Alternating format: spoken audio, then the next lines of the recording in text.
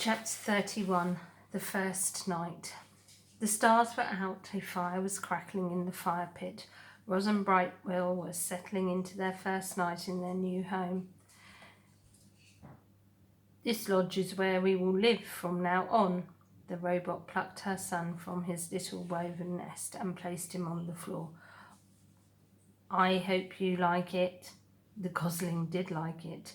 He liked that it was big and warm and peaceful, and he liked knowing that the forest and the pond were just outside. He waddled around, peeping to himself and exploring every little corner of the lodge until it was time for bed. His mother carefully laid him on a soft cushion of moss, but he didn't want to sleep there, so she put him back in his little nest, but he didn't want to sleep there either. Brightbill looked up and said, "Mama, sit." Roz sat down.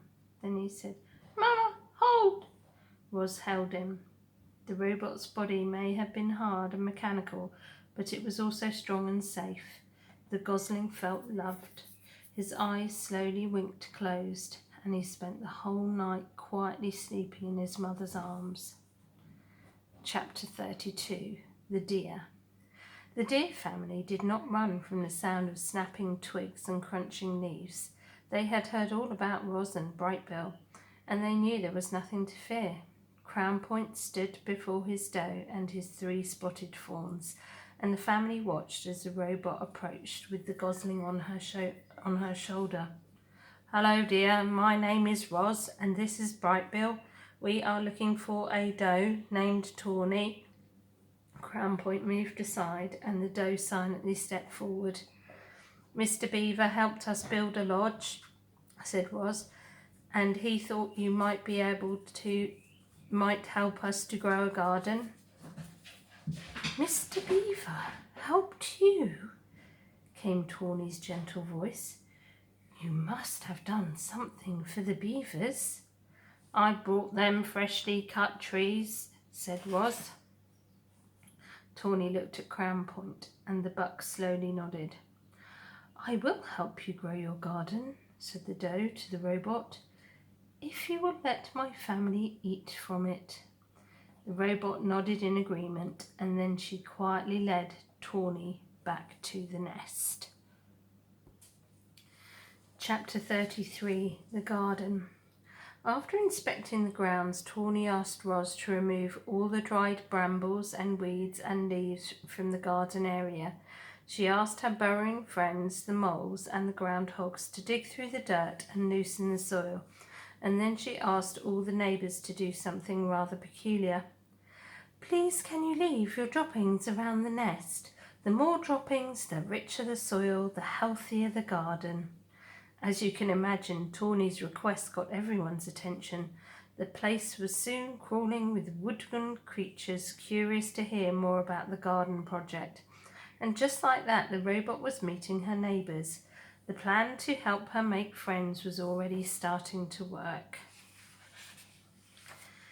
There was a festive feeling around the nest that day. Animals were coming and going and chatting and laughing. After some pleasant conversation, each neighbour would choose their favourite spot, leave their droppings and be on their way, and always with a smile. "We're happy to help," said 2 smiling weasels after finishing up their business. "It was our pleasure," said a flock of smiling sparrows before they flew away. "I shouldn't be much longer now," said a smiling turtle as he slowly made his contribution. As all this was going on, Roz walked around and thanked everyone.